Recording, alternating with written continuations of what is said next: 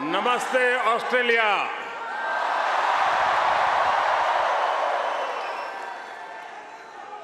Australia के प्रधानमंत्री और मेरे प्रिय मित्र हिज एक्सेलेंसी अल्बनीज़ी, ऑस्ट्रेलिया के पूर्व प्रधानमंत्री his excellency Scott Morrison,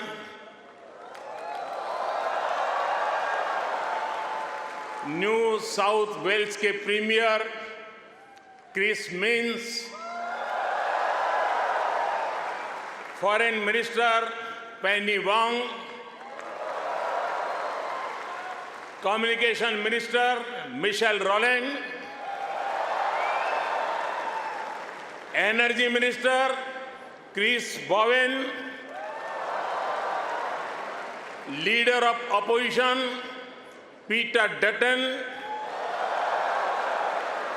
assistant foreign minister Tim Watts, new south Wales के उपस्थित मंत्रिमंडल के सभी आदरणीय सदस्य,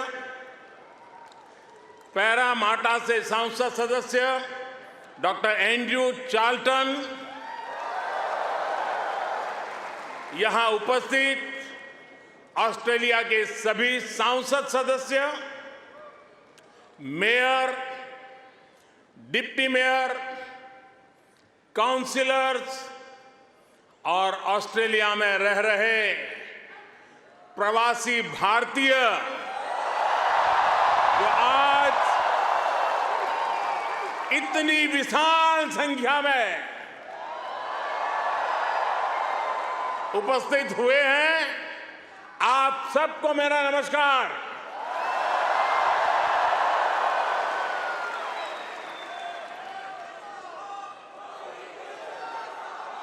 First of all, I acknowledge the traditional custodians of the lands that we are meeting here on today. I pay my respect to their elders, past, present, and emerging. I also celebrate all First Nations people who may be with us today. Friends, मैं जब 2014 में आया था तो आपसे एक वादा किया था।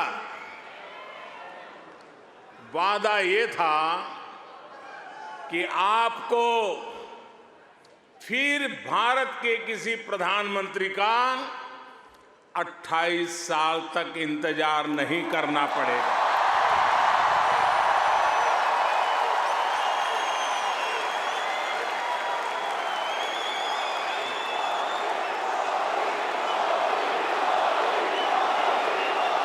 तो लीजिए, यहां सिडनी में इस ऐना में मैं फिर हाजिर हूं और मैं अकेला नहीं आया हूं। प्रधानमंत्री अल्बनीज़ी भी मेरे साथ आए हैं। मिस्टर प्राइम मिनिस्टर, अपने बहुत व्यस्त कार्यक्रम में से हम सभी के लिए आपने समय निकाला है। ये हम भारतीयों के प्रति आपके स्नेह को दर्शाता है। आपने जो अभी कहा वो दिखाता है कि ऑस्ट्रेलिया के मन में भारत के प्रति कितना प्रेम है। इसी वर्ष मुझे प्रधानमंत्री जी का भारत की धरती पर अहमदाबाद में स्वागत करने का अवसर मिला था।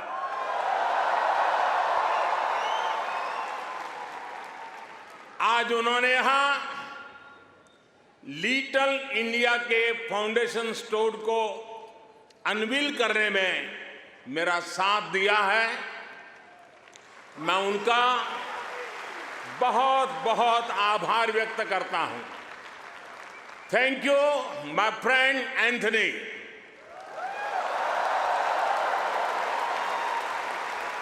ये लिटिल इंडिया ऑस्ट्रेलिया के विकास में भारतीय समुदाय के योगदान का भी एक रिकॉग्निशन है। मैं न्यू साउथ वेल्स के प्रीमियर, पैरामाटा शहर के मेयर, डिप्टी मेयर और काउंसिलर्स को इस विशेष सम्मान के लिए धन्यवाद देना चाहता हूं। साथियों, मुझे खुशी है कि न्यू साउथ वेल्स में प्रवासी भारतीय समुदाय से कई लोग सार्वजनिक जीवन में सक्रिय भागीदारी कर रहे हैं, अपनी पहचान बना रहे हैं। वर्तमान न्यू साउथ वेल्स की सरकार में डिप्टी प्रीमियर, प्रूकार, ट्रेजरर डेनियल मुखी बड़ा कंट्रीब्यूशन कर रहे हैं। और कल ही भाई समीर पांडे पैरामाटा के लॉर्ड मेयर चुने गए हैं। मैं सबका अभिनंदन करता हूं, बहुत बहुत बधाई देता हूं। साथियों, आज जब पैरामाटा में यह सब हो रहा है, तभी ये जानकारी भी आई है कि पश्चिमी ऑस्ट्रेलिया के पर्थ शहर में भारतीय सैनिक नयन सिंह सैलानी के नाम पर सैलानी एवेन्यू बनाया गया है। उन्होंने पहले विश्व युद्ध में ऑस्ट्रेलिया की फौज के लिए लड़ते हुए वीर गति प्राप्त की थी। इस सम्मान के लिए मैं पश्चिमी ऑस्ट्रेलिया के नेतृत्व का आदरपूर्वक अभिनंदन करता हूं। साथियों, एक समय था जब कहा जाता था कि भारत ऑस्ट्रेलिया के संबंधों को 3C डिफाइन करते हैं। ऐसा पहले कहा जाता था। ये कौन से 3C हैं? कॉमनवेल्थ, क्रिकेट और करी।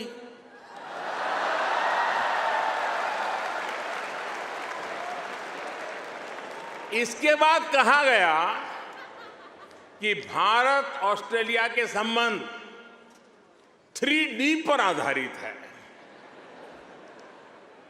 डेमोक्रेसी, डायस्पोरा और दोस्ती। कुछ लोगों ने यह भी कहा कि भारत ऑस्ट्रेलिया के संबंध 3E पर आधारित है। एनर्जी, इकोनॉमी और एजुकेशन। यानी कभी C, कभी D, कभी E। अलग अलग कालखंड में ये बात संभवतः सही भी रही है, लेकिन भारत और ऑस्ट्रेलिया के ऐतिहासिक संबंधों का विस्तार इससे कहीं ज्यादा बड़ा है। और जानते हैं, इन सारे संबंधों का सबसे बड़ा आधार क्या है? जानते हैं?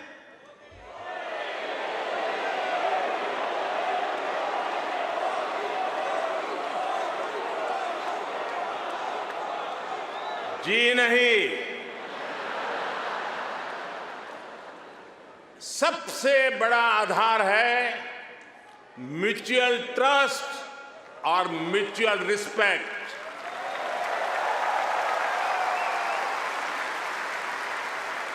ये म्यूचुअल ट्रस्ट और म्यूचुअल रिस्पेक्ट सिर्फ भारत ऑस्ट्रेलिया के डिप्लोमेटिक रिश्तों से विकसित नहीं हुआ है।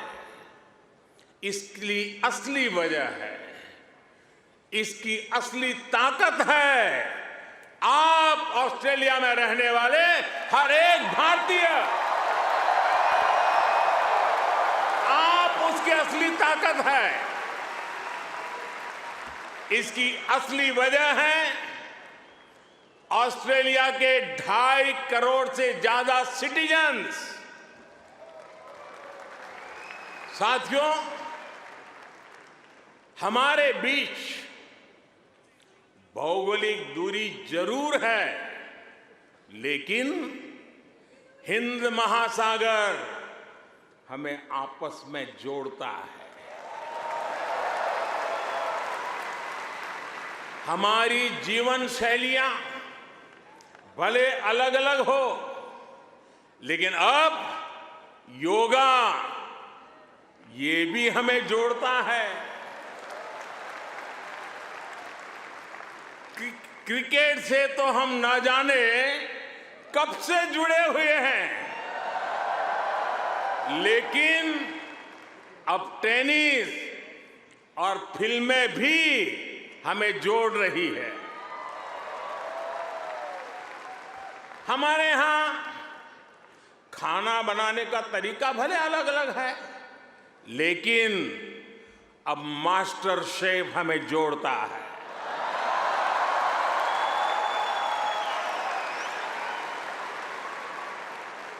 हमारे यहां पर्व त्योहार भले अलग अलग मनाए जाते हैं, लेकिन हम जुड़े हुए हैं दिवाली की रौनक से,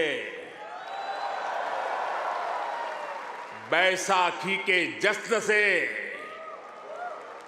हमारे यहां भाषाएं भले अलग अलग बोली जाती हो, लेकिन हम जुड़े हुए हैं मलयालम, तमिल, तेलुगु, पंजाबी, हिंदी भाषाएं पढ़ाने वाले इतने सारे स्कूलों से। साथियों, ऑस्ट्रेलिया के लोग, यहां के निवासी इतने विशाल हृदय के हैं, दिल के इतने अच्छे और सच्चे हैं कि भारत की इस विविधता को खुले दिल से स्वीकारते हैं।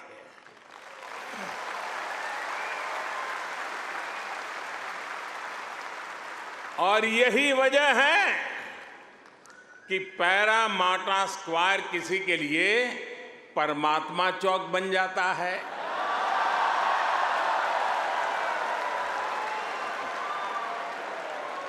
विक्रम स्ट्रीट भी विक्रम स्ट्रीट के रूप में मशहूर हो जाती है, और हैरिस पार्क कई लोगों के लिए हरीश पार्क हो जाता है।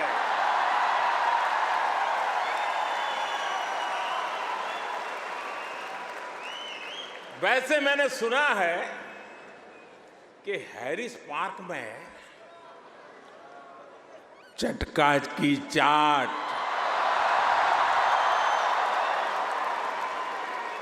जयपुर स्वीट्स की जलेबी, उसका तो कोई जवाब ही नहीं है। मेरी आप सबसे रिक्वेस्ट है, आप लोग कभी मेरे मित्र पीएम एल्बेनीज़ी को भी वहां जरूर ले जाइएगा।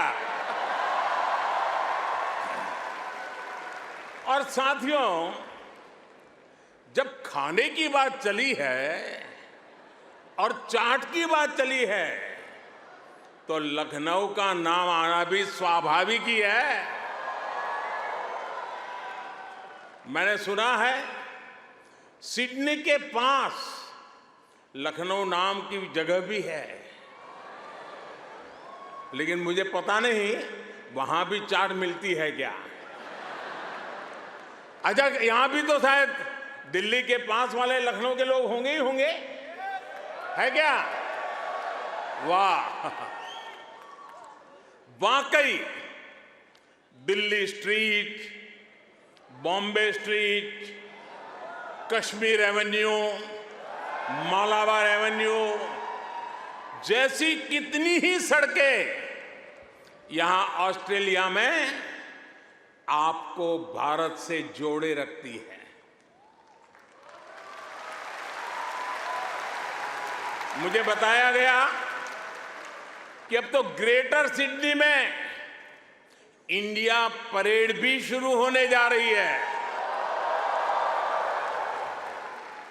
मुझे जानकर भी बहुत अच्छा लगा कि हाँ, आप सबने आजादी का अमृत महोत्सव भी बहुत धूमधाम से मनाया है। यहां की कई सारी सिटी काउंसिल में बहुत सारे कार्यक्रम किए गए हैं। सिडनी ओपेरा हाउस जब तिरंगे की रोशनी से सराबोर हुआ तो यहां हर भारतीय का दिल खुश हो गया। हिंदुस्तान में भी जय जयकार हो रहा था। और इसके लिए मैं न्यू साउथ वेल्स गवर्नमेंट का विशेष तौर पर आभार व्यक्त करता हूं। साथियों, हमारे क्रिकेट के रिश्तों को भी 75 वर्ष पूरे हो गए हैं। क्रिकेट की फील्ड पर मुकाबला जितना रोचक होता है, उतनी ही गहरी ऑफ द फील्ड हमारी दोस्ती है।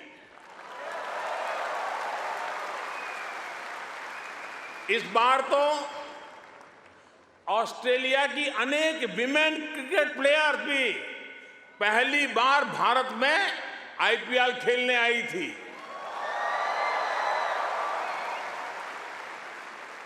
और साथियों, ऐसा नहीं है कि हम सिर्फ सुख के ही साथी हैं।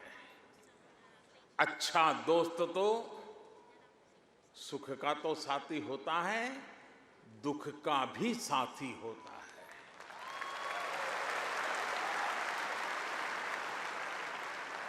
पिछले साल जब महान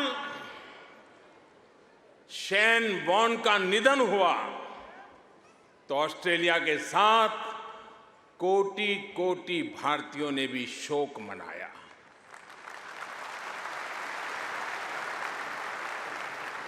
ये ऐसा था जैसे हमने अपना कोई खो दिया है।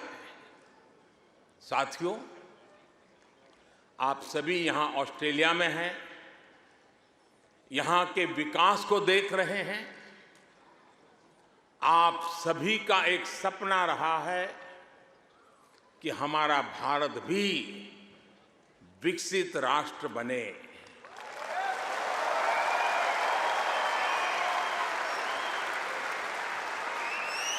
है ना आपका सपना?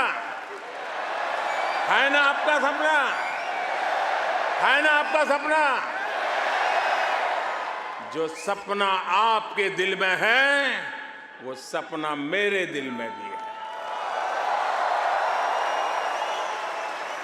ये मेरा भी सपना है। 140 करोड़ भारतीयों का सपना है। साथियों, भारत के पास सामर्थ्य की कमी नहीं है। भारत के पास संसाधनों की कमी भी नहीं है। आज दुनिया की सबसे बड़ी और सबसे युवा टैलेंट फैक्ट्री जिस देश में है, वो है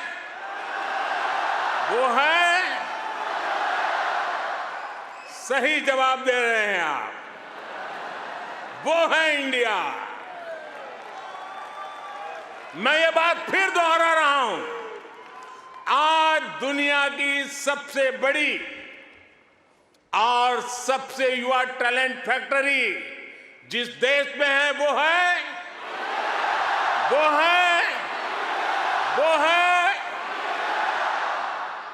और अब मैं आपके सामने ऐसे ही कुछ फैक्ट रखूंगा और आपसे सही उत्तर जानना चाहूंगा, ठीक है? रेडी? कोरोना की इस ग्लोबल पैंडेमिक में जिस देश ने दुनिया का सबसे तेज वैक्सीनेशन प्रोग्राम चलाया, वो देश है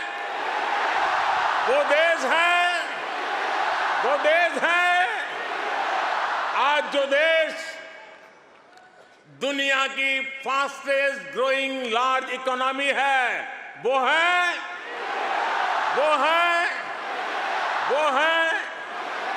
आज जो देश दुनिया में नंबर 1 स्मार्टफोन डेटा कंज्यूमर है, वो देश है।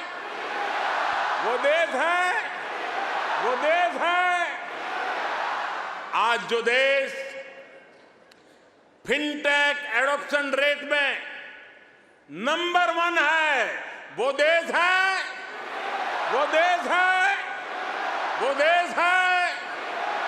आज जो देश मिल्क प्रोडक्शन के मामले में दुनिया में नंबर 1 है, वो देश है।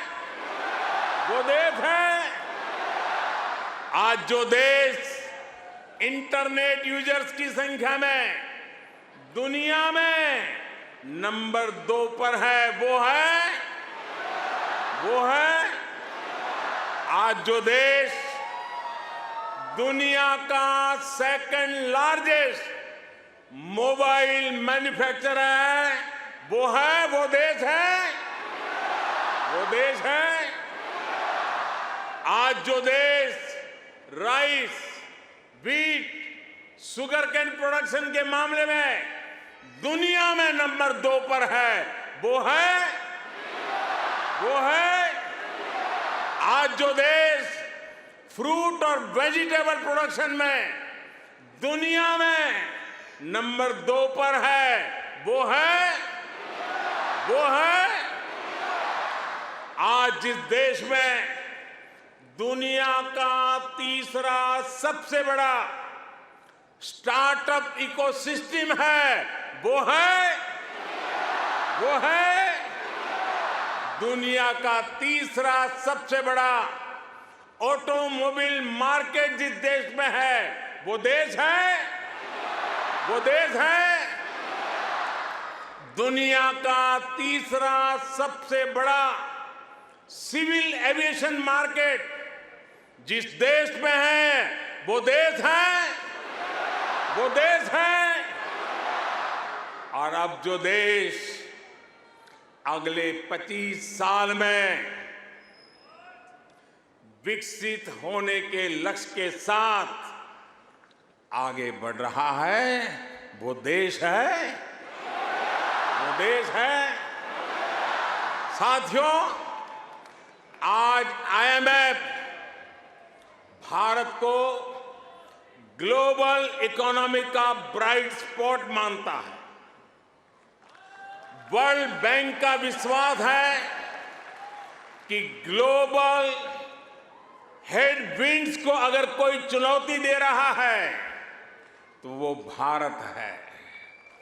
आज दुनिया के कई देशों में बैंकिंग सिस्टम पर संकट है, लेकिन दूसरी तरफ भारत के बैंकों की मजबूती की आज चारों तरफ प्रशंसा हो रही है।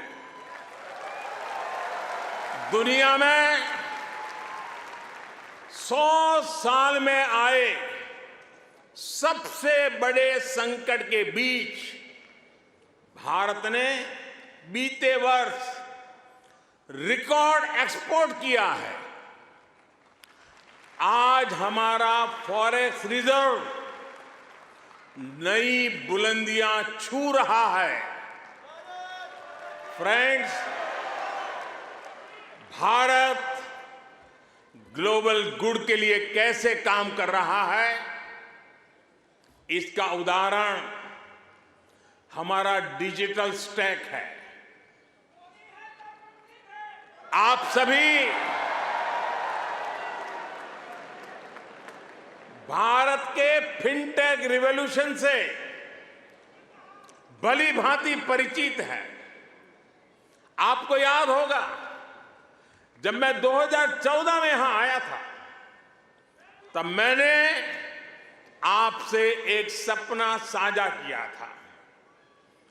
मेरा वो सपना था कि भारत में गरीब से गरीब का अपना बैंक खाता हो।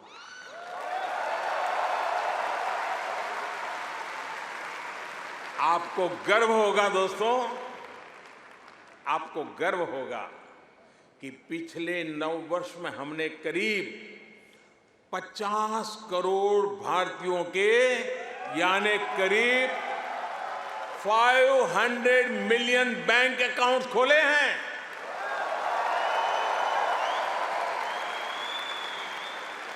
और सिर्फ बैंक अकाउंट खोलना ही हमारी सफलता, हम वहां अटकते नहीं हैं।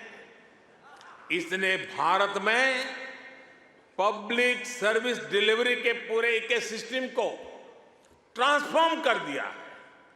हमने Jan Dhan bank account, mobile phone और आधार आईडी की एक जैम ट्रिनिटी, JAM ट्रिनिटी बनाई है।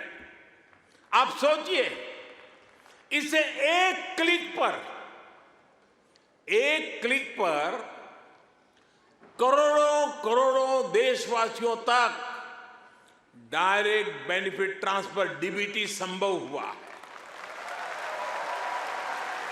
और आपको और खुशी होगी, बीते 9 वर्षों में, यह आंकड़ा भी आपको बहुत आनंद देगा, बीते 9 वर्षों में 28 लाख करोड़ रुपए, यानी 500 बिलियन ऑस्ट्रेलियन डॉलर से भी ज्यादा सीधे जरूरतमंदों के बैंक अकाउंट में भेजे गए हैं।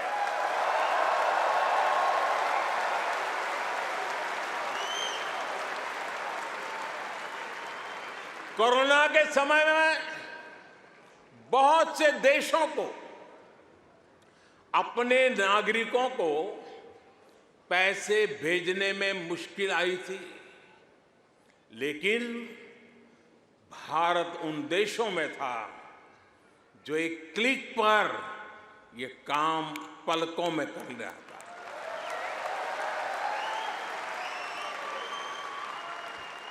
यूनिवर्सल पब्लिक इंटरफेस यानी यूपीआई ने भारत में फाइनेंशियल इंक्लूजन को नई ऊंचाई पर पहुंचा दिया है।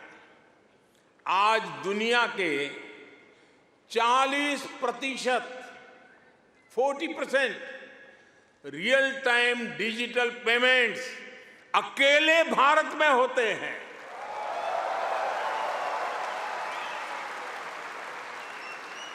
आप अभी भारत आए होंगे तो देखा होगा, आज फल, सब्जी या पानीपुरी के ठेले हो या फिर चाय की दुकान, सब जगह डिजिटल ट्रांजैक्शन हो रहा है। साथियों, भारत का ये डिजिटल रिवॉल्यूशन सिर्फ फिनटेक तक सीमित नहीं है। भारत आधुनिक व्यवस्थाएं बना रहा है, लोगों की ईज ऑफ लिविंग बढ़ा रहा है। इसका एक उदाहरण भारत का डिजी लॉकर है।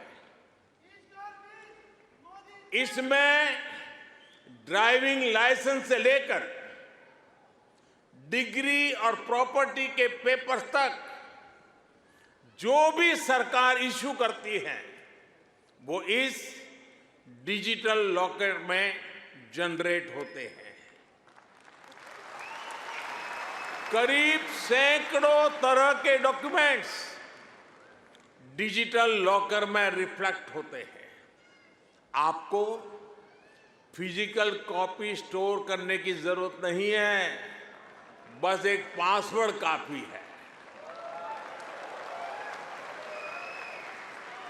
और इससे 15 करोड़ से ज्यादा यानी 150 मिलियन से भी ज्यादा भारतीय जुड़ चुके हैं। इस तरह के कितने ही डिजिटल प्लेटफॉर्म आज हर भारतीय को पावरफुल बना रहे हैं, ताकतवर बना रहे हैं। साथियों, आज भारत के हर कदम, हर उपलब्धियों के बारे में दुनिया जानना चाहती है। आज की दुनिया जिस वर्ल्ड ऑर्डर की तरफ जा रही है, जिन संभावनाओं को तलाश रही है, उसमें ये स्वाभाविक भी है। भारत हजारों वर्षों की जीवंत सभ्यता है। भारत मदर ऑफ डेमोक्रेसी है।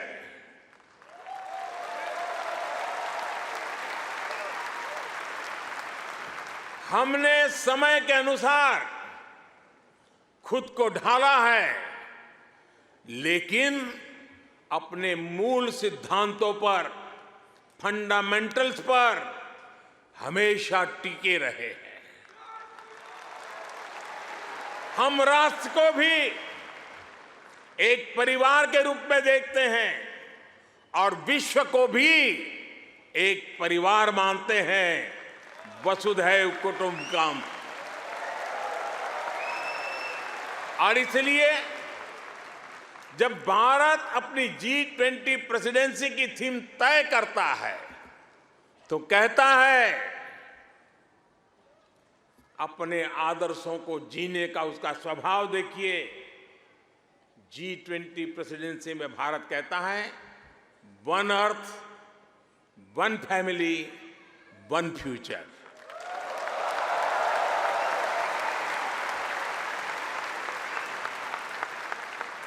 जब भारत पर्यावरण की रक्षा के लिए सोलर एनर्जी के बड़े लक्ष्य तय करता है तो कहता है वन सन, वन वर्ल्ड, वन ग्रिड। जब भारत वैश्विक समुदाय के स्वस्थ रहने की कामना करता है तो कहता है one earth, one health. Bharat वो देश है जिसने कोरोना के संकट में दुनिया के 150 से ज्यादा देशों को उस संकट की घड़ी में दवाइयां भेजी।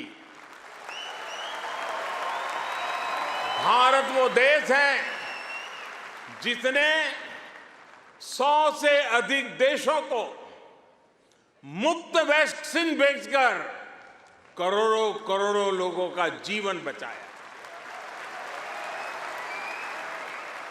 कोरोना के समय में आपने भी यहां जिस सेवा भावना से काम किया वही हमारी संस्कृति की विशेषता है।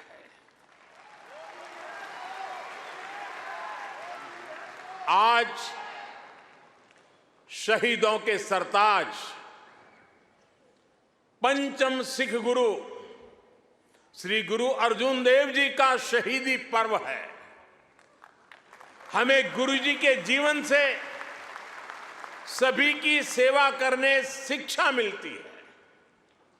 गुरु अर्जुन देव जी ने ही दसंध प्रणाली शुरू की थी। इसी प्रेरणा से कोरोना के दौरान भी कितने ही गुरुद्वारों के लंगर ने यहां लोगों की मदद की। इसी दौर में कितने ही मंदिरों की रसोई यहां पीड़ितों के लिए खुल गई।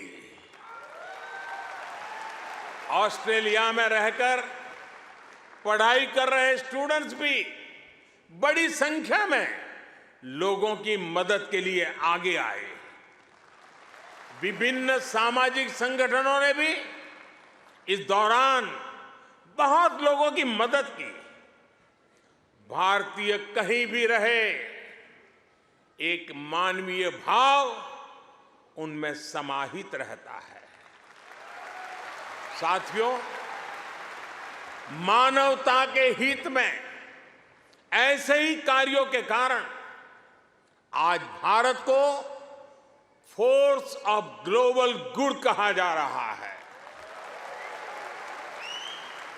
जहां कहीं भी कोई आपदा होती है, भारत मदद के लिए तैयार मिलता है। जब भी कोई संकट आता है, भारत समाधान के लिए तत्पर रहता है। आज चाहे इंटरनेशनल सोलर अलायंस के द्वारा सौर ऊर्जा का उपयोग बढ़ाना हो, चाहे आपसी सहयोग के माध्यम से डिजास्टर रिजिलिएंट इंफ्रास्ट्रक्चर तैयार करना हो, चाहे इंटरनेशनल बिग कैट अलायंस को नेतृत्व देना हो, भारत ने हमेशा अलग अलग देशों को एकजुट करने के लिए एक बाइंडिंग फोर्स की तरह काम किया है। अभी अभी जब तुर्की में भूकंप ने तबाही मचाई, तब भारत ने ऑपरेशन दोस्त के द्वारा मदद का हाथ बढ़ाया। भारत अपने हितों को सबके हितों से जोड़कर देखता है।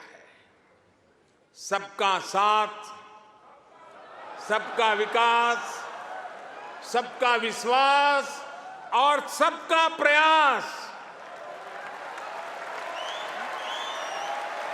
ये हमारी डोमेस्टिक गवर्नेंस का भी आधार है और ग्लोबल गवर्नेंस के लिए भी यही विजन है।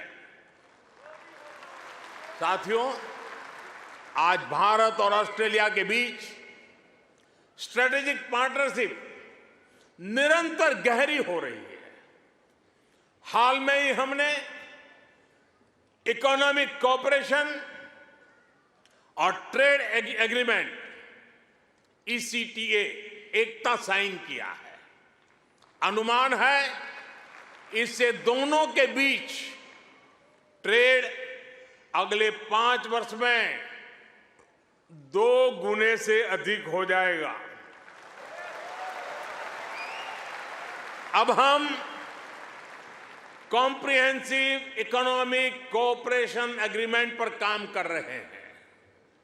हम रिजिलिएंट और रिलायबल सप्लाई चेन्स का निर्माण कर रहे हैं। इससे दोनों देशों के बिजनेस को बल मिलेगा ही, दुनिया को भी नया विश्वास मिलेगा। आज भारत और ऑस्ट्रेलिया के बीच कई डायरेक्ट फ्लाइट्स हैं। बीते वर्षों में फ्लाइट्स की संख्या बढ़ी है। आने वाले दिनों में इनकी संख्या और बढ़ेगी।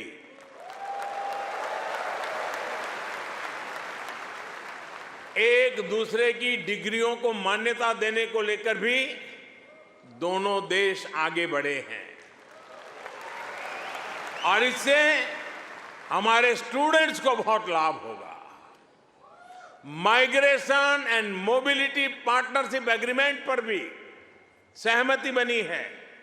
इससे हमारे स्किल्ड प्रोफेशनल्स के लिए ऑस्ट्रेलिया आना और यहां काम करना आसान होगा। और साथियों, आज जब मैं आपके बीच आया हूं तो एक घोषणा भी करने जा रहा हूं।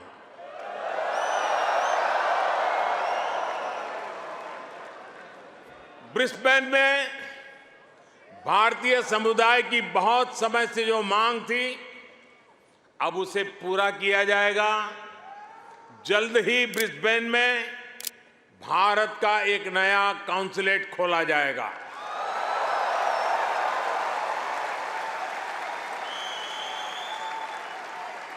फ्रेंड्स, भारत और ऑस्ट्रेलिया की गहरी होती पार्टनरशिप मां भारती में आस्था रखने वाले प्रत्येक व्यक्ति को सशक्त करेगी। आपके पास टैलेंट है, अपनी स्किल की ताकत है और साथ ही अपने कल्चरल वैल्यूज भी है। ये वैल्यूज आपको ऑस्ट्रेलिया के लोगों के साथ घुल मिलकर रहने में बड़ी भूमिका निभाते हैं। मैं कल ही पापुआ न्यू गिनी से आया हूं। वहां मैंने स्थानीय भाषा में तमिल साहित्य तिरुकुरल के अनुवाद का लोकार्पण किया। यह अनुवाद वहां भारतीय मूल के एक स्थानीय गवर्नर ने किया है। एक जीता जागता उदाहरण है कि कैसे हम विदेश में रहते हुए भी अपनी जड़ों पर गर्व करते रहें, जड़ों से जुड़े रहे। आप भी यहां ऑस्ट्रेलिया में भारतीय संस्कृति की खुशबू फैला रहे हैं। आप ऑस्ट्रेलिया में भारत के कल्चरल एम्बेसडर हैं, भारत के ब्रांड एम्बेसडर्स हैं। साथियों, मैं मेरी बात समाप्त करने से पहले आपसे कुछ मांगना चाहता हूं। देंगे? आवाज जरा धीमी हो गई। देंगे? पक्का? प्रॉमिस? मैं आपसे ये मांग रहा हूं और आपसे आग्रह करूंगा कि आप जब भी भारत आए, अपने साथ कोई न कोई ऑस्ट्रेलियाई मित्र और उनके परिवार को भी साथ लेकर के आए।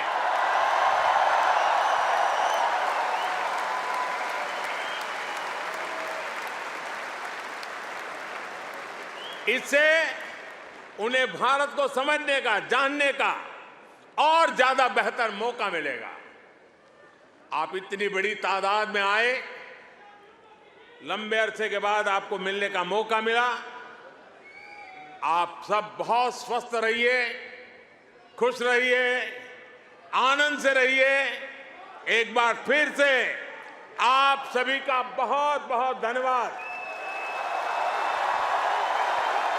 मेरे साथ बोलिए, भारत माता की, भारत माता की, भारत माता की, भारत माता की। बहुत बहुत धन्यवाद।